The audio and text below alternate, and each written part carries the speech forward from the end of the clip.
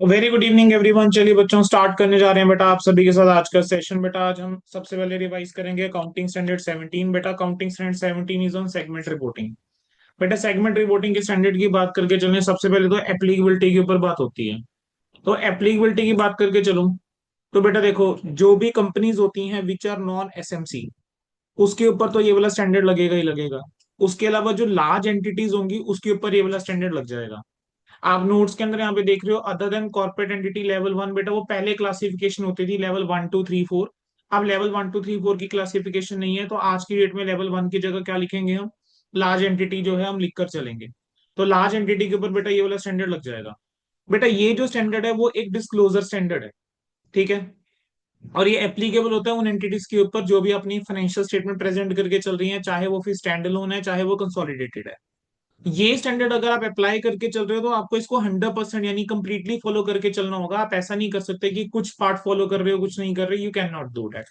Sir segment reporting समझने के लिए सबसे पहले आपको समझना पड़ेगा कि सेगमेंट क्या होता है। सर सर सेगमेंट जो होता है वो रिप्रेजेंट करता है किसी प्रोडक्ट को या सर्विस को या एक ग्रुप ऑफ प्रोडक्ट को या ग्रुप ऑफ सर्विसेज को, जिसके अंदर सिग्निफिकेंटली डिफरेंट रिस्क और रिवॉर्ड है बाकी प्रोडक्ट और सर्विसेज से। जो भी आप बाकी प्रोडक्ट और सर्विसेज आप प्रोवाइड करके चल रहे हैं, ठीक है, उससे significant there is a differentiation between risk and reward. एक सेगमेंट या तो बिजनेस सेगमेंट हो सकता है, ठीक है, या तो एक सेगमेंट आपका जियोग्राफिकल सेगमेंट हो सकता है, ठीक है। बिजनेस सेगमेंट वो डिस्टिंग्विशेबल कंपोनेंट है एक एंटरप्राइज का, जो एक इंडिविजुअल प्रोडक्ट प्रोवाइड करके चल रहा है या सर्विस प्रोवाइड करके चल रहा है या ग्रुप ऑफ प्रोडक्ट या group of services which are subject to the risk and reward, जो बाकी बिजनेस सेगमेंट से क्या है, अलग है।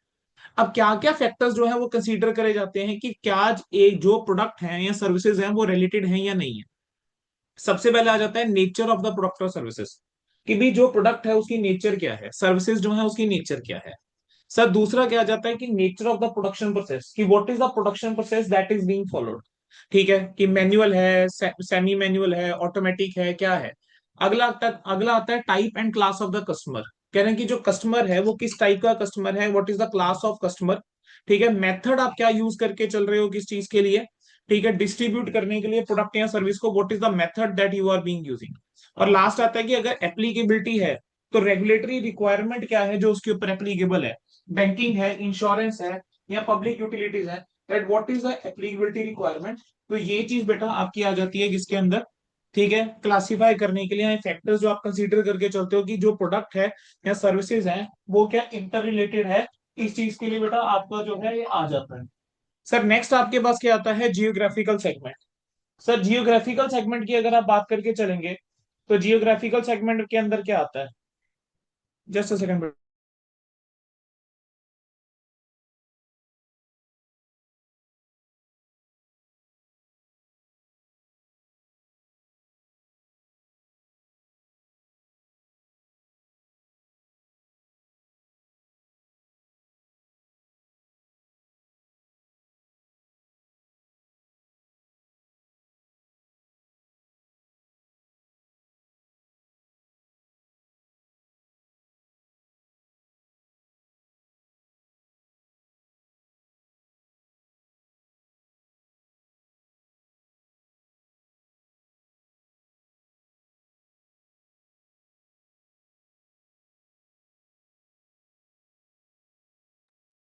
चलिए बेटा, बेटा अगला क्या आता है, जियोग्राफिकल सेगमेंट। अब जियोग्राफिकल सेगमेंट की अगर हम बात करके चलें तो सर जियोग्राफिकल सेगमेंट जो है इसके अंदर क्या आ जाता है। Sir geographical segment basically distinguish component है एंटरप्राइज का, जो एंगेज है प्रोवाइड करने में प्रोडक्ट और सर्विसेज, ठीक है, जो एंगेज है प्रोवाइड करने में प्रोडक्ट या सर्विसेज या ग्रुप ऑफ प्रोडक्ट या सर्विसेज एक पर्टिकुलर इकोनॉमिक एनवायरनमेंट में, जिसका रिस्क और रिवॉर्ड सिग्निफिकेंटली डिफरेंट है बाकी कंपोनेंट से जो ऑपरेट हो रहे हैं किसी और इकोनॉमिक एनवायरनमेंट में। जियोग्राफिकल सेगमेंट जो होता है वो दो चीजों के ऊपर बेस्ड हो सकता है। एक जो प्रोडक्शन है या सर्विस फैसिलिटी है उसकी लोकेशन क्या है, या एसेट्स की लोकेशन क्या है, या कस्टमर की लोकेशन क्या है। अब कौन कौन से फैक्टर्स होते हैं जो आप कंसीडर करके चलते हो जियोग्राफिकल सेगमेंट को आइडेंटिफाई करने के लिए। आप देखते हो कि क्या सिमिलर इकोनॉमिक कंडीशन है, क्या सिमिलर पॉलिटिकल कंडीशंस हैं या नहीं है, जैसे डेमोक्रेसी हो गया, या आपने हो सकता है सोशल साइंस में कभी पढ़ा हो फेड्यूलिज्म, ठीक है। रिलेशनशिप क्या है between the operations in different geographical area, जो डिफरेंट जियोग्राफिकल एरियाज हैं, ठीक है, जो ऑपरेशंस हो रहे हैं, what is the relation between those operation जो भी डिफरेंट जियोग्राफिकल एरियाज में है। देन प्रॉक्सिमिटी ऑफ ऑपरेशन, की प्रॉक्सिमिटी का मतलब होता है कितनी क्लोजनेस है ऑपरेशंस के अंदर, कोई स्पेशल रिस्क तो नहीं एसोसिएटेड ऑपरेशंस के अंदर इन पर्टिकुलर एरिया। एग्जाम्पल यहाँ पर जैसे मैं देखे देता हूँ कि जैसे मान लो कोई बैकवर्ड एरिया है, या मान लेते हैं कोई नक्सलवादी एरिया है, या कोई ऐसा एरिया है जहाँ पे टेररिस्ट अटैक यूजुअली होते हैं, या टेररिज्म वहां पर है थोड़ा सा। एक्सचेंज कंट्रोल रेगुलेशंस हो गई, ठीक है, क्या फुली कन्वर्टेबल करेंसी है, पार्टली कन्वर्टेबल करेंसी है। आपको पता है देर आर सर्टेन करेंसीज जिसको आप डायरेक्टली कन्वर्ट कर सकते हो, then there are certain currencies जो डायरेक्टली कन्वर्ट नहीं होती हैं, ठीक है। देन अंडरलाइन करेंसी रिस्क, कि यूरो और डॉलर में क्या चेंज आ रहा है, what is the changes that are in currency, तो अंडरलाइन करेंसी रिस्क क्या है। तो ये बहुत सारे फैक्टर है जो जियोग्राफिकल सेगमेंट के अंदर कंसीडर करे जाते हैं जब आप जियोग्राफिकल सेगमेंट आइडेंटिफाई करते हो। सर देखो, अब तक जो मैंने पढ़ा है वो बिल्कुल ना एक बेस था कि समझने के लिए कि बिजनेस सेगमेंट क्या है या जियोग्राफिकल सेगमेंट क्या है। आपको जो पेपर में क्वेश्चन आता है ना वो बेसिकली रिपोर्टिंग आती है, कि भी आइडेंटिफाई करके बताओ कौन कौन से सेगमेंट है जो रिपोर्टेबल हैं, कौन से सेगमेंट ऐसे हैं जो रिपोर्टेबल नहीं है। तो हम उस चीज के लिए बेटा अब हम पढ़ के चलेंगे। ठीक है बेटा, ये थोड़ा सा कुछ तो ग्लिच आ रहा है, प्लीज थोड़ा सा कोऑपरेट करके चलेंगे। I will share this file with you. ठीक है, थोड़ा सा प्लीज कोऑपरेट करके चलेंगे। आई एम ट्राइंग की एक स्टेबिलिटी रहे स्क्रीन पे। चलो, ठीक है। अब मैं आपके साथ बेटा एक दो ऐसी वैसे एग्जांपल से पूछ लेता हूँ। ठीक है, मान लेते हैं कि कोई कंपनी है वो क्या करके चलती है, बैटरी प्रोड्यूस करके चलती है। ठीक है, वो स्कूटर की बैटरी भी बनाती है, कार्स के लिए बैटरी बनाती है, ट्रक्स के लिए बैटरी बना रही है, और उसके अलावा वो बैटरीज बना के चलती है इन्वर्टर और यूपीएस के लिए। मेरा क्वेश्चन यहाँ यहाँ पर आपसे ये आएगा कि सर क्या यहाँ पर सेगमेंट्स, कितने सेगमेंट्स हैं यहाँ पर और क्यों।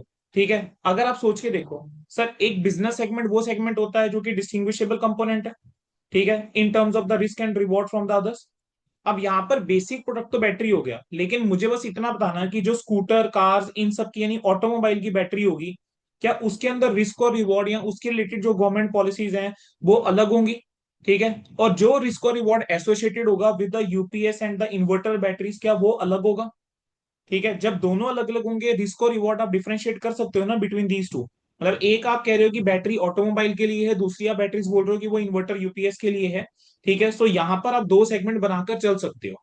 ठीक है, क्योंकि रिस्क और रिवॉर्ड अफेक्ट होगा जो ऑटोमोबाइल बैटरी का है, कि गवर्नमेंट की क्या पॉलिसी है, रोड की क्या कंडीशंस है, ऑटोमोबाइल की क्या क्वालिटी है। और जो बैटरी होगी इन्वर्टर और यूपीएस के लिए, वो पावर कंडीशन क्या है, स्टैंडर्ड ऑफ लिविंग क्या है, उसके ऊपर बहुत डिपेंड करके चलेगा।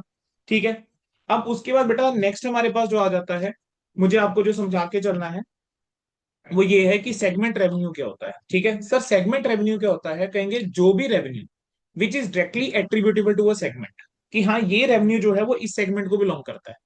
आप उसके अंदर ऐड कर दो एंटरप्राइज का रेवेन्यू जो आपने रीजनेबल बेस के ऊपर एलोकेट करा है, इसको हम बोल देते हैं बेटा एक्सटर्नल रेवेन्यू। एक्सटर्नल रेवेन्यू क्या होता है, रेवेन्यू जो डायरेक्टली सेगमेंट से रिलेटेड है, एट्रीब्यूटेबल है, और वो एंटरप्राइज का रेवेन्यू जो आपने एलोकेट करा है एक रीजनेबल बेसिस के ऊपर।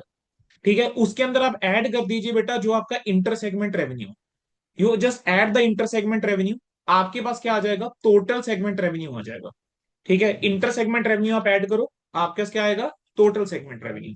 सर अब ध्यान रखना जब आप ये रेवेन्यू निकालते हो तो रेवेन्यू के अंदर आप कोई भी एक्स्ट्रा ऑर्डिनरी आइटम आप इंक्लूड करके नहीं चलेंगे जो AS5 के अंदर डिफाइंड है। फिर वो कहता है कि कोई भी इंटरेस्ट है या डिविडेंड है या इनकम, डिविडेंड इनकम है, इंक्लूडिंग कोई इंटरेस्ट ऑन लोन है, एडवांसेस हैं जो आपने अदर सेगमेंट को दिया है, ठीक है, वो भी आप इंक्लूड करके नहीं चलते हैं। या फिर आपने कोई इन्वेस्टमेंट बेची, ठीक है, सेल करी, या कोई डेट एक्सटिंग्विश करा, उसके ऊपर आपको कोई गेन हुआ, तो वो भी इस रेवेन्यू का पार्ट नहीं बनेगा। लेकिन आप इसको कब इंक्लूड करके चल सकते हो, अगर सेगमेंट जो है वो प्राइमली फाइनेंशियल सर्विस नेचर की है। तो एमसीक्यू के अंदर हो सकता है आपको ये टेस्ट कर जाए कि एक सेगमेंट ऐसा दे दे कि वो फाइनेंशियल सर्विस की है, तो उस केस के अंदर इंटरेस्ट और डिविडेंड इनकम जो है वो इंक्लूड हो जाएगा रेवेन्यू के अंदर, अदरवाइज नहीं होगा, ये ध्यान रखिएगा। ठीक है, नेक्स्ट आपके पास क्या आता है, सेगमेंट एक्सपेंस। सर सेगमेंट अगर आपको रेवेन्यू समझ में आया तो सेगमेंट एक्सपेंस भी उतना आसान है। सर सेगमेंट रेवेन्यू के अंदर मैंने हमको पढ़ाया वो रेवेन्यू जो डायरेक्टली एट्रीब्यूटेबल है, फिर वो रेवेन्यू जो एलोकेटेड वाला है, दोनों का टोटल करा एक्सटर्नल है, फिर आपने बोला इंटर सेगमेंट रेवेन्यू। एंड यहां पर मैंने बोला कि वो एक्सपेंस जो डायरेक्टली एट्रीब्यूटेबल है, फिर मैंने बोला वो एक्सपेंस जिसको एलोकेट करा गया है, मतलब एंटरप्राइज का एक्सपेंस है but that has been allocate to expense in reasonable basis. देन हमने बोला कि इंटर सेगमेंट ट्रांजेक्शन के ऊपर जो एक्सपेंस हो रहा है वो ऐड कर लीजिए। तो देखो वहां पर रेवेन्यू था, यहाँ पर एक्सपेंस आ गया। सर मैंने रेवेन्यू में बात करी थी कि कोई भी एक्स्ट्राऑर्डिनरी आइटम आप इंक्लूड नहीं करते, सेम चीज मैंने यहाँ बोली, कोई भी एक्स्ट्राऑर्डिनरी आइटम यहाँ पर भी आप इंक्लूड करके नहीं चलोगे। वहां पर मैंने बोला था कि इंटरेस्ट इनकम आप इंक्लूड करके नहीं चलोगे, डिविडेंड इनकम आप इंक्लूड करके नहीं चलोगे, इंक्लूडिंग अगर वो लोन और एडवांस अगर किसी और सेगमेंट को गिवन है वो भी इंक्लूड नहीं होगा। सेम चीज सर यहाँ पर है, इंटरेस्ट एक्सपेंस जो है इंक्लूडिंग कोई इंटरेस्ट या advance loan from other segment include नहीं होगा। वहां पर बात करी थी अगर कोई गेन हो रहा है सेल ऑफ इन्वेस्टमेंट्स के ऊपर या एक्सटिंग्विशमेंट ऑफ डेट के ऊपर, वो इंक्लूड नहीं होगा। यहाँ पर भी सेम बात बोली, कह रहे हैं कि लॉस हो रहा है ऑन सेल ऑफ इन्वेस्टमेंट या एक्सटिंग्विशमेंट ऑफ डेट के ऊपर आप इंक्लूड करके नहीं चलेंगे। उसके अलावा इनकम टैक्स एक्सपेंस भी जो है आप इंक्लूड करके नहीं चलोगे। कोई जनरल एडमिनिस्ट्रेशन का खर्चा है, कोई हेड ऑफिस का खर्चा है, ठीक है, या कोई अदर एक्सपेंस है जो एज एन एंटिटी पूरे एंटरप्राइज का एज अ होल है, उसको आप इंक्लूड करके नहीं चलोगे। लेकिन अगर आपने कोई खर्चा सेगमेंट के बिहाफ पे करा है और आप उसको एलोकेट कर सकते हो कि भाई ये सेगमेंट रिलेटेड खर्चा है, देन वो इंक्लूड हो जाएगा। सर अब आपको सेगमेंट रिजल्ट निकालने हैं तो कैसे निकलेंगे? सर सेगमेंट रेवेन्यू आपने निकाला, उसमें से सेगमेंट एक्सपेंस माइनस कर दो, सेगमेंट रिजल्ट आ जाएंगे। आपके स्टडी मैट के अंदर लास्ट में एक क्वेश्चन है जिसके अंदर आपको सेगमेंट रिजल्ट निकालने हैं, तो वहां पर आप पहले सेगमेंट रेवेन्यू निकालोगे इन द सेम मैनर, भाई कितना डायरेक्टली एट्रीब्यूटेबल है, फिर उसके बाद जो एलोकेटेड वाला है, प्लस उसके बाद इंटर सेगमेंट वाला, ठीक है, फिर इसी तरीके से एक्सपेंस वाला कितना डायरेक्टली एट्रीब्यूटेबल है, कितना एलोकेटेड वाला है, कितना इंटर सेगमेंट वाला, तीनों का टोटल करो, फिर दोनों का टोटल करके आपका जो भी आएगा माइनस करके आप सेगमेंट रिजल्ट्स आप निकाल लोगे, डिफरेंस ले लोगे। सर अगला आता है segment assets. Sir segment assets क्या होते हैं? सर जो भी ऑपरेटिंग एसेट्स, यानी जो सेगमेंट में काम में लगा रखे हैं एसेट्स, उनकी बात करके चलोगे। सर ऑपरेटिंग एसेट जो इंप्लॉयड बाय सेगमेंट है, जो डायरेक्टली एट्रीब्यूटेबल टू सेगमेंट है, वो भी कंसीडर करके चलेंगे। और ऐसे एसेट जिनको आप एलोकेट कर सकते हो एक रीजनेबल बेसिस के ऊपर आप ऐड करेंगे। आप इसके अंदर इनकम टैक्स एसेट्स इंक्लूड नहीं करते। You do not include the deferred tax asset, you do not include the advance tax. अब इसके अंदर बच्चा क्या करता है, जब पेपर के अंदर क्वेश्चन आता है वो टेस्ट कर लेता है कई बार कि सेगमेंट एसेट्स के अंदर बोलेगा कि डेफर्ड टैक्स एसेट इंक्लूडेड है, या सेगमेंट एसेट्स हैं उसके अंदर डेफर्ड टैक्स एसेट कितने के हैं। बच्चा वहां पे लिखता है कि deferred tax assets are not included in segment assets. मैं कहूंगा अपना आंसर बेटर कीजिए, वहां पर आप लिख कर आइए income tax assets are not included in the segment assets. ठीक है। एसेट्स जो होते हैं वो कैसे डिटरमिन होते हैं? प्रोविजंस जो होती हैं उसको सेट ऑफसेटिंग प्रोविजंस के बाद, जो भी एसेट्स रिलेटेड प्रोविजंस है उसको ऑफसेट करने के बाद जो है तब आपका जो आता है एसेट, वैसे आप डिटरमिन करते हो। सर सेगमेंट लाइबिलिटीज क्या होती हैं? सर ऐसी लाइबिलिटीज, ऑपरेटिंग लाइबिलिटीज जो डायरेक्टली सेगमेंट से रिलेटेड है और वो जो एलोकेट करी गई हैं। सर आपने इनकम टैक्स एसेट्स को सेगमेंट एसेट्स के अंदर इंक्लूड नहीं करा था, तो कहते हैं इनकम टैक्स लाइबिलिटी भी सेगमेंट लाइबिलिटी में इंक्लूड नहीं होगी। ठीक है, तो सेगमेंट लाइबिलिटी के अंदर ना तो इनकम टैक्स लाइबिलिटी आएगी, ना ही कोई बोर्विंग और अदर लाइबिलिटी आएगी। ठीक है, जो इनकर करी गई है फाइनेंसिंग के लिए, जो किसके लिए इनकर करी गई है? फाइनेंसिंग पर्पस के लिए इनकर करी गई है, यानी जो रेदर देन ऑपरेटिंग पर्पस है। और रेदर देन ऑपरेटिंग पर्पस अगर आपने फाइनेंसिंग के लिए करी है तो उस वाले बोर्विंग कॉस्ट को या उस लाइबिलिटी को भी इंक्लूड करके मत चलना। सर अब बात आती है कि सर रिपोर्टेबल सेगमेंट होती कौन सी है? कहते हैं एक सेगमेंट को आप रिपोर्टेबल तब आइडेंटिफाई करके चलते हो, आप कहते हो कि एक जो बिजनेस सेगमेंट है या एक जियोग्राफिकल सेगमेंट है, आप उसको रिपोर्टेबल तब बोलोगे अगर वो फुलफिल कर रही है any of the following condition. पहला, सेगमेंट रेवेन्यू जो है वो 10% और more of the total revenue of all the segment है, जितनी भी सेगमेंट्स हैं सबके रेवेन्यू का टोटल करिए, अगर सेगमेंट का रेवेन्यू 10% या उससे ज्यादा है of total revenue of all the segment, तो वो रिपोर्टेबल सेगमेंट बन जाएगा।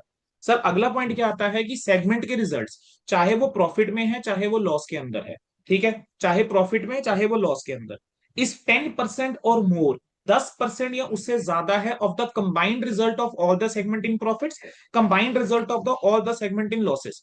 कहने जो भी आपकी सेगमेंट्स हैं जिनका भी रिजल्ट प्रॉफिट्स में है आप सबका टोटल कर लीजिए, जितने भी आपके सेगमेंट जिनका रिजल्ट लॉसेस में है आप सारे लॉसेस का टोटल कर लीजिए। जो आप एब्सोल्यूट अमाउंट में देखेंगे कौन सा हायर है, जो भी हायर है उसका 10% निकाल के देख लीजिए, अगर 10% या उससे ज्यादा है वो आपका सेगमेंट रिपोर्टेबल बन गया। कहते हैं अगर सेगमेंट के एसेट्स 10% और more of the total assets of all segment है तो वो भी क्या बन जाएगा? आपका रिपोर्टेबल सेगमेंट जो है वो आपका बन जाएगा। अच्छा इसके अंदर ध्यान रखना, सेगमेंट रेवेन्यू के अंदर एक पॉइंट यहाँ पे करवा रहा हूँ। सर सेगमेंट रेवेन्यू की अगर हम बात करके चलें तो यहाँ पर जब मैं टोटल रेवेन्यू की बात करके चलता हूँ, यहाँ पे सर आपका टोटल रेवेन्यू का मतलब क्या है? सर यहां पर मैं बात करके चलता हूं sir external as well as inter segment revenue. Segment का रेवेन्यू का मतलब यहां पे पता क्या है? External as well as the inter segment revenue, आप सारा ही इंक्लूड करके चलोगे। ठीक है, क्लियर है? 10% किसका है? External plus inter segment revenue का। एंटरप्राइज के रेवेन्यू का मत कर देना, क्योंकि एंटरप्राइज के रेवेन्यू के अंदर तो क्या हो जाएगा? एक्सटर्नल सेल्स इंक्लूड होती है सिर्फ, क्योंकि इंटर सेगमेंट वाली तो एलिमिनेट हो जाती है। तो जब यहां पर आपने निकालना है तो एक्सटर्नल प्लस इंटरनल दोनों का निकालना है, तो एमसीक्यू के अंदर इसकी आपसे अच्छी टेस्टिंग वो करके चल सकता है। सर उसके अलावा कुछ और पॉइंट है, मतलब अगला मैं क्या क्या चल रहा हूँ कि देखो, एक होती है मैनेजमेंट डिस्क्रिप्शन। मान लेते हैं कि मैनेजमेंट जो है वो किसी बिजनेस सेगमेंट को या जियोग्राफिकल सेगमेंट को रिपोर्ट करना ही चाहती है, इवन अगर वो क्राइटेरिया फुलफिल नहीं कर रही, दे कैन रिपोर्ट इट। अच्छा, उसके अलावा आपने एक चीज जरूर चेक करनी है कि अगर जो भी टोटल एक्सटर्नल रेवेन्यू है एट्रीब्यूटेबल टू रिपोर्टेबल सेगमेंट्स, वो कम से कम 75% जो है वो होना चाहिए एंटरप्राइज रेवेन्यू का, मतलब what ever is your enterprise revenue, उसका 75%, ठीक है, कम से कम रिपोर्टेबल होना चाहिए। तो कह रहे हैं अगर एक्सटर्नल रेवेन्यू जो भी एट्रीब्यूटेबल है रिपोर्टेबल सेगमेंट्स को, अगर वो 75% से कम है, तब आप एडिशनल सेगमेंट्स जो है वो आइडेंटिफाई करके चलोगे और उसको रिपोर्ट करके चलोगे, इवन अगर वो 10% का क्राइटेरिया फुलफिल नहीं करते हैं। जब तक 75% ऑफ एक्सटर्नल रेवेन्यू वाले सेगमेंट रिपोर्ट नहीं होंगे, तब तक आप सेगमेंट रिपोर्टिंग करते रहोगे। ठीक है। उसके बाद नेक्स्ट आता है कि अगर मान लो कोई सेगमेंट ऐसी है जो इस बार क्वालिफाई नहीं कर रही है एज रिपोर्टेबल करंट ईयर के अंदर, बट वो पिछले साल बेटा रिपोर्टेबल थी, तो आप उस सेगमेंट को रिपोर्टेबल ही मान के चलोगे। अच्छा, अगर मान लो कोई सेगमेंट है वो रिपोर्टेबल करंट ईयर में हुई लेकिन पिछले साल रिपोर्टेबल नहीं थी, तो जो प्रीसीडिंग ईयर का डाटा है वो आप कंपैरिजन के लिए दिखाकर चलोगे, अनलेस वो इम्प्रैक्टिकेबल है करना, कि आप प्रैक्टिकेबल है ही नहीं कि आप उसको डाटा को कर दिखा पाओ। सर सेगमेंट जो कि क्वालिफाइड नहीं होती है एज रिपोर्टेबल, उनको हम क्या बोलते हैं, कलेक्टिव बेसिस के ऊपर अदर सेगमेंट बोलते हैं। सर अगली चीज जो आती है वो आती है कि सेगमेंट रिपोर्ट का फॉर्मेट। सर सेगमेंट रिपोर्ट का फॉर्मेट जो है वो पेपर में ड्यू है आना, ये काफी टाइम से ये चीज पूछी नहीं गई है, और मुझे लगता है सेगमेंट रिपोर्टिंग के ऊपर एक अच्छा क्वेश्चन पेंडिंग है। तो a question is expected on segment reporting rather. ठीक है, प्राइमरी सेगमेंट रिपोर्ट आप कैसे बना के चलते हो बेटा, इसके अंदर बहुत सारे बच्चे गलती करते हैं। सर आप ये फॉर्मेट माइंड में बैठा लो बेटा, बिल्कुल कभी गलती नहीं होगी। Sir segment A, segment B, segment C, मान लेते हैं ये आपकी प्राइमरी सेगमेंट्स हो गई, मतलब ये आपकी, ठीक है, सेगमेंट्स होगी रिपोर्टेबल वाली। फिर जो नॉन रिपोर्टेबल वाली है वो अदर सेगमेंट्स आ गए, उसका क्लब यहां कर देंगे। एलिमिनेशन कर दोगे, जो आपका इंटर सेगमेंट वाला रहता है वो यहाँ एलिमिनेशन होता है, और फिर आता है टोटल। सर सबसे पहले आपने क्या दिखाना है, सेगमेंट रेवेन्यू। सेगमेंट रेवेन्यू में कैसे आता था, डायरेक्टली एट्रीब्यूटेबल वाला फिर एलोकेटेड वाला, दोनों का टोटल करो एक्सटर्नल आएगा। गलती नहीं करनी, बच्चा क्या करता है इंटरनल सेगमेंट पहले लिख देता है फिर उसके बाद एट्रीब्यूट एलोकेटेड वाला लिखता है, तो वो एक्सटर्नल रेवेन्यू दिखाता ही नहीं है। ऐसा नहीं करना, पहले डायरेक्टली एट्रीब्यूटेबल निकालो फिर एलोकेटेड निकालो, दोनों का टोटल करो एक्सटर्नल है, फिर इंटर सेगमेंट ऐड करो। सर जब आप इंटर सेगमेंट करोगे तो यहां पर आपने एलिमिनेट करके चलना है, क्योंकि जो एंटरप्राइज का रेवेन्यू होता है उसके अंदर इंटर सेगमेंट नहीं आता, वो एलिमिनेट हो जाता है। एक सेगमेंट ने दूसरे सेगमेंट को बेचा तो एंटरप्राइज का रेवेन्यू नहीं माना जाता। ठीक है, तो सेगमेंट रेवेन्यू आपका ये आ जाएगा, जो इंटर सेगमेंट वाला है वो एलिमिनेट हो जाएगा। सर फिर आप दिखाओ सेगमेंट के रिजल्ट्स। सेगमेंट के रिजल्ट्स क्या होंगे, ऑपरेटिंग प्रॉफिट, यानी earning before interest and tax भी कह सकते हैं। सर अगर कोई भी ऐसे एक्सपेंसेस हैं जो सेगमेंट में चार्ज नहीं करे गए हैं, आप उसको माइनस, उसको हटाओ। कोई ऐसी इनकम हो सकती है जो हो सकता है किसी सेगमेंट में एलोकेट ना करी हो, तो उसको आप ऐड ऑन करो। आपके पास आ जाएगा प्रॉफिट बिफोर टैक्स, आप टैक्स माइनस कीजिए, प्रॉफिट आफ्टर टैक्स आ जाएगा। सर फिर आपको सेगमेंट के एसेट्स दिखाने हैं, जिसके अंदर आप नॉन करंट एसेट्स या फिक्स एसेट्स बोल लीजिए, आप दिखाएंगे, करंट एसेट्स दिखाएंगे, दोनों का टोटल करो, सेगमेंट के एसेट्स आ जाएंगे। देन कोई भी अनएलोकेटेड एसेट्स है ऐड करोगे, आपका टोटल एसेट्स आ जाएगा। In the similar manner segment liabilities, long term liability या नॉन करंट लाइबिलिटीज कह लीजिए, करंट लाइबिलिटीज ऐड करिए, ये सेगमेंट की लाइबिलिटीज हैं। आप इसके अंदर अनएलोकेटेड लाइबिलिटीज को ऐड करेंगे, आपका टोटल लाइबिलिटी आ जाएगी। सर ड्यूरिंग द ईयर अगर आपने कोई कैपिटल एक्सपेंडिचर करा है, आप उसको दिखा के चलेंगे। ड्यूरिंग द ईयर अगर आपने कोई डेप्रिसिएशन चार्ज करी है, यू शो दैट। ठीक है, अगर डेप्रिसिएशन के अलावा कोई नॉन कैश एक्सपेंस आपने इनकर करा है, आप वो दिखा के चलेंगे। सर फिर आपका क्या होगा, देखो सर, हमने बोला कि सेगमेंट दो तरीके से हो सकती है, या तो बिजनेस सेगमेंट है सर, या जियोग्राफिकल सेगमेंट है। So sir it is going to happen, या तो आपका बिजनेस सेगमेंट प्राइमरी सेगमेंट होगा या आपका जियोग्राफिकल सेगमेंट प्राइमरी सेगमेंट होगा। ठीक है, तो सर जो भी आपका प्राइमरी सेगमेंट है वो हमें दिखाओगे। सर जो बाकी रहेगा, जैसे मान लो बिजनेस सेगमेंट प्राइमरी सेगमेंट है तो प्राइमरी रिपोर्ट आ गई। सर जो फिर आप सेकेंडरी रिपोर्ट बना के चलोगे, that is for the geographical segment, तो उसके अंदर आप लिखाओगे एक्सटर्नल रेवेन्यू कितना है और कैपिटल एक्सपेंडिचर कितना कर रहा है, तो वो आप दिखाकर चलेंगे। सर अब टोटल डिस्क्लोजर रिक्वायरमेंट क्या है स्टैंडर्ड की, कहते हैं प्राइमरी सेगमेंट रिपोर्ट के अंदर आपको बताना है कि सेगमेंट रेवेन्यू कितना है, एक्सटर्नल कितना, इंटरनल और इंटरनल कितना, ठीक है, इंटर सेगमेंट कितना। दैट इज वाई मार्क्स नहीं आते हैं इस वाले क्वेश्चन के अंदर, क्यों, डिस्क्लोजर रिक्वायरमेंट है बेटा A17 की, वो कहते हैं कि आपको एक्सटर्नल सेगमेंट रेवेन्यू दिखाना है। बच्चा क्या करता है, एक्सटर्नल लिखता ही नहीं है, तो मार्क्स कहां से देगा इंस्टीट्यूट। फिर सेगमेंट के आपको रिजल्ट बताने हैं। सेगमेंट एसेट्स की आपको कैरिंग अमाउंट बतानी है, आपको सेगमेंट एसेट्स की लाइबिलिटीज बतानी है। बच्चा कहता है सर हम ये सब याद कैसे रखेंगे? अरे याद करना मुश्किल थोड़ा ना है। मुझे बताओ, अगर तुमको सेगमेंट रिपोर्ट बनानी आ गई तो जो मैं नीचे बोल रहा हूँ वो सब वही तो है जो सेगमेंट रिपोर्ट के अंदर है। सेगमेंट रेवेन्यू कितना, एक्सटर्नल कितना, इंटर सेगमेंट कितना, रिजल्ट्स कितने, सेगमेंट एसेट्स का कैरिंग अमाउंट कितना, सेगमेंट लाइबिलिटीज कितनी, टोटल कॉस्ट कितनी इंकर करी है सेगमेंट एसेट्स को एक्वायर करने के लिए, कैपिटल एक्सपेंडिचर आ गया, टोटल खर्चा कितना करा है in the form of the depreciation and amortisation, total expense कितना करा है जो नॉन कैश वाला है, तो ये आप दिखाकर चलेंगे। ठीक है सर, अगली चीज आती है कि अगर आपकी प्राइमरी सेगमेंट बिजनेस सेगमेंट है, अगर आपकी प्राइमरी सेगमेंट बिजनेस सेगमेंट है तो आपको ऊपर वाले सारे पॉइंट डिस्क्लोज करने हैं। लेकिन सर अगर आपकी प्राइमरी सेगमेंट जो है ना वो जियोग्राफिकल सेगमेंट है, तो उस वाले केस के अंदर आप ऊपर वाले पॉइंट्स जो बताओगे वो आप एसेट्स बेस के ऊपर बता के चलोगे, कस्टमर बेस बता के चलोगे। सर जब हमने जियोग्राफिकल सेगमेंट पढ़ा था तो जियोग्राफिकल सेगमेंट के अंदर मैंने आपको बताया था कि सर जियोग्राफिकल सेगमेंट को कैसे कर सकते हैं आप डिस्टिंग्विश, मतलब कैसे आप एलोकेट करके चल सकते हो। वो हो सकता है लोकेशन ऑफ ऑपरेशंस के बेस के ऊपर, कस्टमर्स के बेस के ऊपर, या एसेट्स की लोकेशन के बेस के ऊपर हो सकता है ना। सर सेकेंडरी सेगमेंट क्या होगा? ये वो है जो अदर देन प्राइमरी सेगमेंट है। कहने अब अगर आपकी बिजनेस सेगमेंट सेकेंडरी सेगमेंट है तो जितना भी आपका एक्सटर्नल कस्टमर से रेवेन्यू है वो दिखाओ, सेगमेंट एसेट्स की कैरिंग अमाउंट दिखाओ, और जो भी आपने ड्यूरिंग द एक्विजिशन करी है वो दिखाओ। कह रहे हैं लेकिन सर अगर आपकी जियोग्राफिकल सेगमेंट सेकेंडरी सेगमेंट है तो आप कस्टमर के बेस के ऊपर सेगमेंट रेवेन्यू दिखाओगे on based on the location of customer, और लोकेशन ऑफ एसेट्स के बेस के ऊपर आप सेगमेंट के एसेट्स और आप क्या दिखा के चलोगे कितना आपने during the year cost of acquisition क्या रही है। दैट्स इट, आपका सेगमेंट रिपोर्टिंग जो है यहाँ पर खत्म हो जाता है, इतना ही है। अब बेटर समझ में कहां से आएगा? जब आप क्वेश्चंस देखोगे। और सर इस चैप्टर के अंदर मैं आपको कह रहा हूं अगर आपने आईसीआई के क्वेश्चंस भी कर लिए बहुत अच्छे से, that is more than sufficient. ICI question plus my test questions are more than sufficient for this chapter. उसके भी और जाने की जरूरत नहीं है, आपके आईसीआई ने मोर और लेस सब कुछ ही कवर कर दिया है क्वेश्चंस के अंदर। हाँ एक छोटा सा पॉइंट है वो मैं क्वेश्चंस के थ्रू कवर करवाऊंगा, इंटर सेगमेंट वाला, कि इंटर सेगमेंट जब आप ट्रांसफर करके चलते हो तो क्या हो, किस रेट के ऊपर करके चलते हैं, वो एक छोटा सा क्वेश्चन है, that I will take up. ठीक है चलो, अब जैसे ही बेटा ये वाला क्वेश्चन है फटाफट डिस्कस करके चलेंगे। वो कहता है कि आपको डाटा दे दिया सेगमेंट एसेट्स रिजल्ट रेवेन्यू, कह रहे हैं चीफ अकाउंटेंट की ओपिनियन है कि एम और एन जो है सिर्फ वही रिपोर्टेबल सेगमेंट है। ठीक है, क्या जस्टिफाइड है? आपका ऐसा क्वेश्चन बिल्कुल आ सकता है। आपको केस स्टडी बेस्ड एमसीक्यू में AS17 आ सकता है। सर अगर डिस्क्रिप्टिव में आया मैं कैसे लिखूंगा? मैं पहले लिखूंगा कि as per AS17 segment reporting, एक बिजनेस सेगमेंट या जियोग्राफिकल सेगमेंट को आप रिपोर्टेबल तब आइडेंटिफाई करके चलते हो अगर उसका रेवेन्यू, ठीक है, from sales to external customer as well as inter segment is more than the 10% of the revenue, ठीक है, of the all the segments, या फिर उसका सेगमेंट के रिजल्ट चाहे प्रॉफिट है या लॉस है, ठीक है, इस 10% और more of the combined result of the all the segment in profits or combined result of the all the segment in losses which ever is the higher in the highest in the absolute amount. फिर मैं लिखूंगा कि जो segment के assets हैं are 10% और more of the total of the all the assets of the segments, ठीक है, सबके सेगमेंट्स के टोटल। मेरे को पहले वो लिखना है। फिर मैं उसके बाद यहाँ पे बताता रहूंगा कि अगर मान लो टोटल एक्सटर्नल रेवेन्यू जो एट्रीब्यूटेबल है, ठीक है, वो लेस देन 75% है तो एडिशनल सेगमेंट भी रिपोर्ट होंगे। आपको ये कब करना है सर? जब आपको ये सब तक कब लिखना है? अगर आपको फुल फ्लेज पूछ रहा है, एसेट्स भी है, रिजल्ट भी है, रेवेन्यू भी है, तो यहाँ पर मैं सब लिख कर आऊंगा।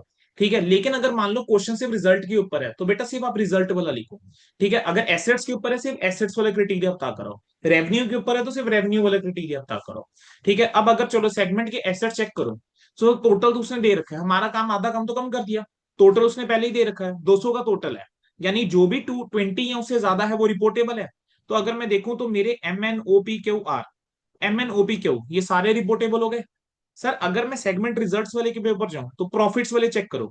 सर M प्रॉफिट में है, O प्रॉफिट में है, P प्रॉफिट में है और R प्रॉफिट में है। सर इन चारों का टोटल करो, 50, 10, 60, 70 और 30, 100।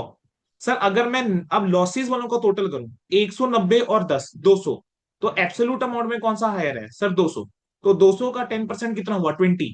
तो जो भी 20 से ज्यादा है, ठीक है, 20 को एक्सीड कर रहा है, वो मेरे लिए रिपोर्टेबल है। सर ये भी रिपोर्टेबल, ये भी रिपोर्टेबल और ये भी रिपोर्टेबल, यानी M रिपोर्टेबल हो गया, N रिपोर्टेबल हो गया और R रिपोर्टेबल हो गया।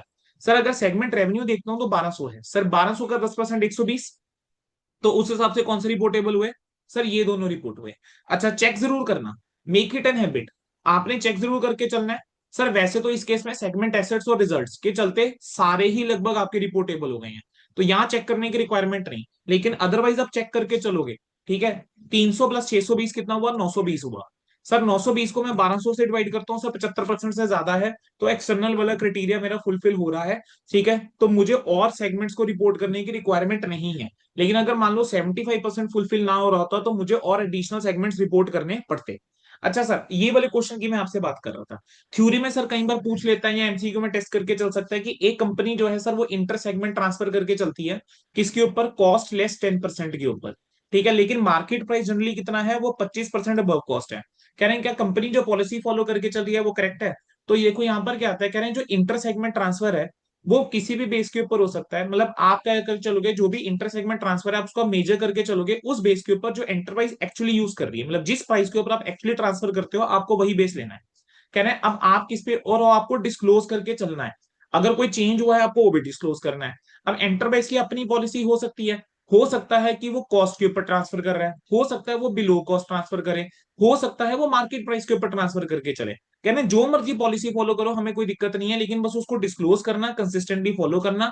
और अगर inter segment transfer policy correct है, ठीक है, अब वो अगर फॉलोड करी जा रही है कंसिस्टेंटली, आपने क्या, अगर अगर कंसिस्टेंटली कॉस्ट 10% पे कर रहे हो तो कोई दिक्कत की बात सर नहीं है। सर अगला क्वेश्चन देखना, एक्स वाई जेड है, एक्स आपके सेगमेंट्स, टोटल एसेट्स आपको दे रखे हैं 10 करोड़ के हैं। सेगमेंट एक्स का बोलता है 2 करोड़ के हैं, इसके 3 करोड़ के हैं, इसके 5 करोड़ के हैं। आपको डेफर्ड टैक्स एसेट की भी डिटेल गिवन है।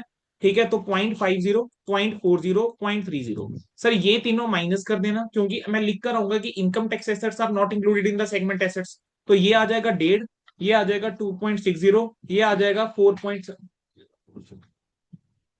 ये आ जाएगा 4.70। ठीक है, अब 10 करोड़ में से आप सबका टोटल करके माइनस कीजिए, 0.50, 0.40 और 0.30, टोटल कितना हुआ सर, 0.90 और 0.30, 1.20, तो ये आ जाता है 8.8। 8.8 का अगर मैं 10% करता हूं तो सर 0.88 आता है। तो anything which is above more than 0.88 that is a reportable formula. Sir ये भी 0.88 से ज्यादा है, ये भी 0.88 से ज्यादा है, ये भी 0.88 से ज्यादा है। तो सर मेरे लिए सारे क्या बन गए, रिपोर्टेबल बन गए सर। सर अगला देखो क्या आया, अरे देखो वही क्वेश्चन आ गया जो मैंने एग्जांपल लिया था। कह रहे माइक्रोटेक जो है वो बैटरी प्रोड्यूस करता है स्कूटर, कार और ट्रक के लिए, और स्पेशलाइज बैटरी इन्वर्टर और यूपीएस के लिए। कह रहे हैं कितने सेगमेंट जो हैं वो आपके होने होंगे और वाई हम ऑलरेडी कवर कर चुके हैं। सर अब आपको एमसीक्यू के अंदर उसने घुमाना होगा तो अच्छा खासा घुमाएगा, फटाफट से देखो। एज पर ये 17 रिपोर्टेबल सेगमेंट वो है जिसका total revenue from external sales and inter segment sales is, बोलो क्या होना चाहिए, 10% और more of the total revenue of all the segment. देखो वो घुमा कैसे रहा है, all the external segment, all the external segment, तो फंसना नहीं है sir. Revenue from external sales और inter segment sales, total revenue सारे सेगमेंट्स का लेकर चलोगे। सर अगला बोलता है which of the following statement is correct. कह रहे मैनेजमेंट की डिस्क्रिप्शन है कि वो एक सेगमेंट को रिपोर्टेबल करके चल सकती है even if it passes the 10% materiality. अरे भाई डिस्क्रिप्शन थोड़ा ना है, अगर 10% का क्राइटेरिया पास कर दिया फिर तो रिपोर्ट ही करना पड़ेगा। 12% ये तो रेट ही गलत हो गया। ठीक है, आगे चलते हैं, it is mandatory for the management to include the segment, अगर वो 10% पास कर रही है, सर ये करेक्ट है सर। नॉट मैंडेटरी, कैसे मैंडेटरी नहीं है रे भाई, मैंडेटरी है, 10% का टेस्ट पास करा है। Sir which of the following statement is correct. कह रहे हैं ओवरऑल टेस्ट ऑफ 75% कंसीडर करता है सिर्फ एक्सटर्नल रेवेन्यू, बिल्कुल ठीक है सर, एक्सटर्नल रेवेन्यू को सिर्फ कंसीडर करके चलता है।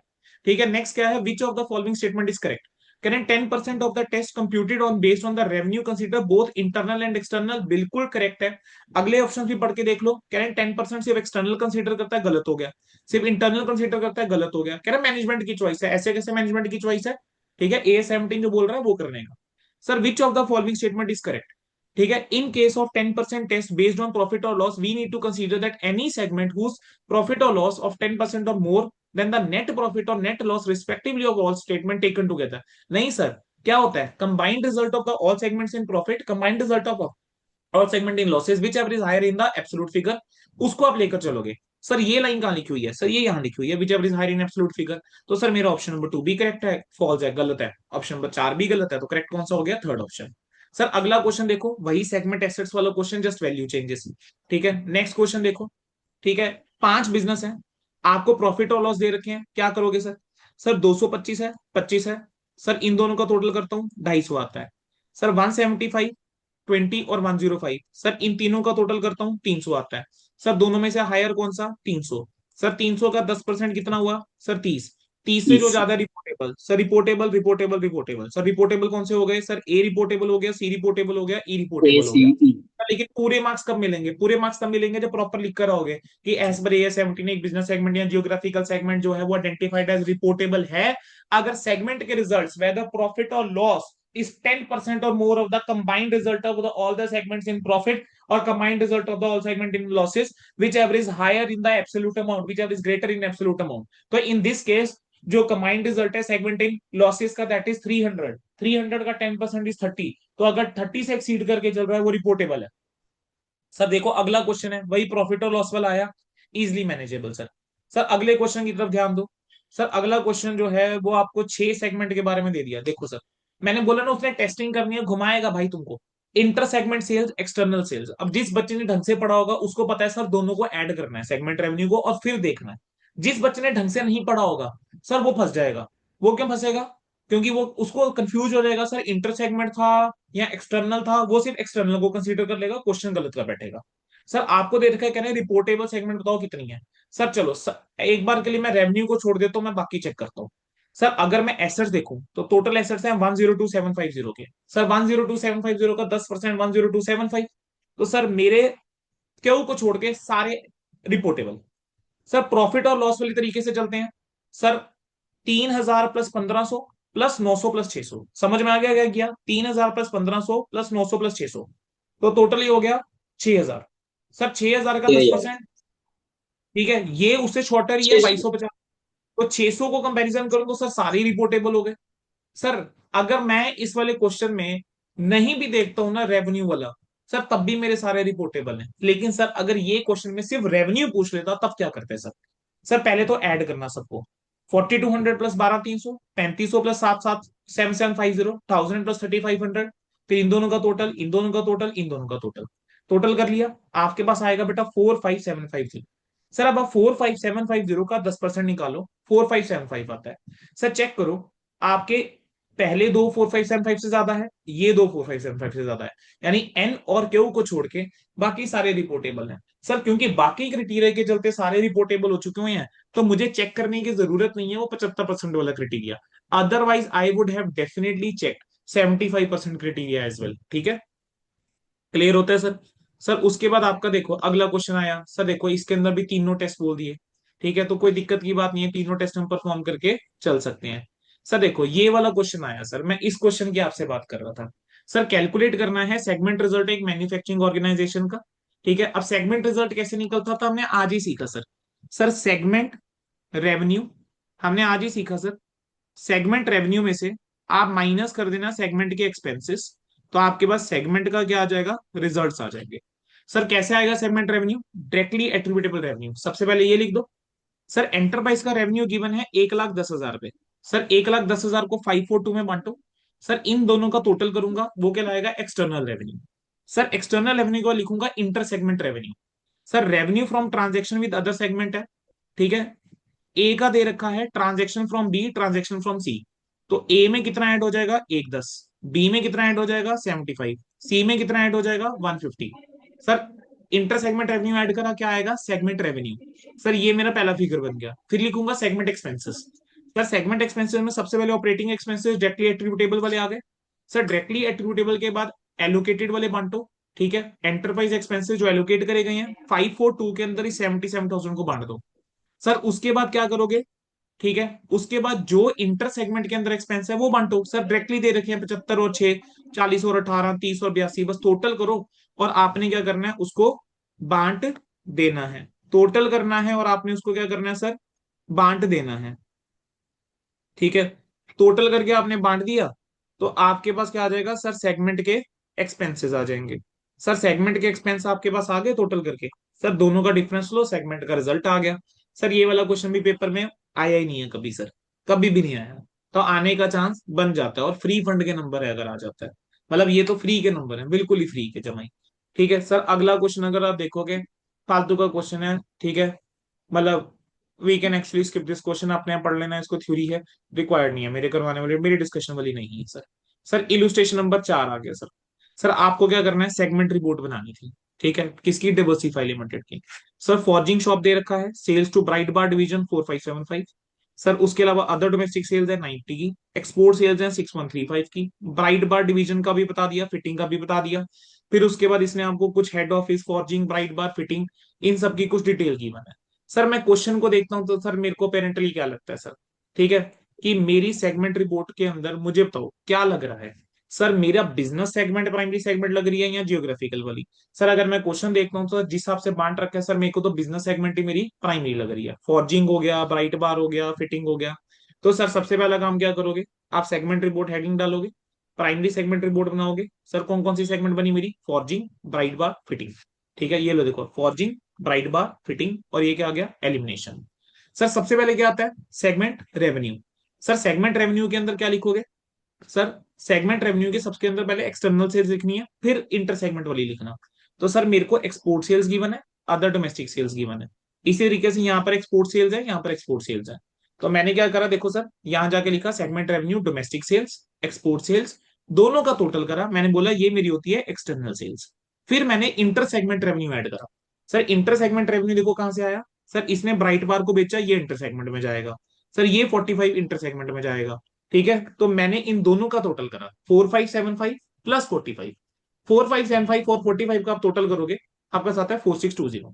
सर ये 4620 आप एलिमिनेशन में जाओगे और टोटल रेवेन्यू जब आप लिखोगे तो ये एलिमिनेट हो जाएगा, और आपका बाहर जो जाएगा वो सिर्फ 6795 जाएगा, यानी जो एक्सटर्नल वाला है। ठीक है, तो पहला होता है सेगमेंट रेवेन्यू। सर उसके बाद आता है segment result. Sir segment result के लिए सर मेरे पास ना pre tax operating result available है। तो सर पहले तो आप इंडिविजुअल आइटम पे उसको लिख दीजिए। सर उसके अलावा फिर जो खर्चे नहीं बांटे हुए हैं वो आपने उड़ाए। हेड ऑफिस की कुछ कॉस्ट थी जो एलोकेटेड नहीं थी तो माइनस करी। इंटरेस्ट कॉस्ट था वो मैंने माइनस करा, तो मैंने कहा मेरा नेट प्रॉफिट कितना आएगा, 98 का मेरा नेट प्रॉफिट आ जाएगा। सर फिर मैं क्या दिखाऊंगा, सेगमेंट के एसेट्स। सर मेरे पास फिक्स एसेट्स पड़ा है, मेरे पास नॉन करंट एसेट्स पड़ा है, नेट करंट एसेट्स पड़े हैं। तो सर मैं फिक्स एसेट लिखूंगा और उसके अंदर ये तीनों लिख दूंगा।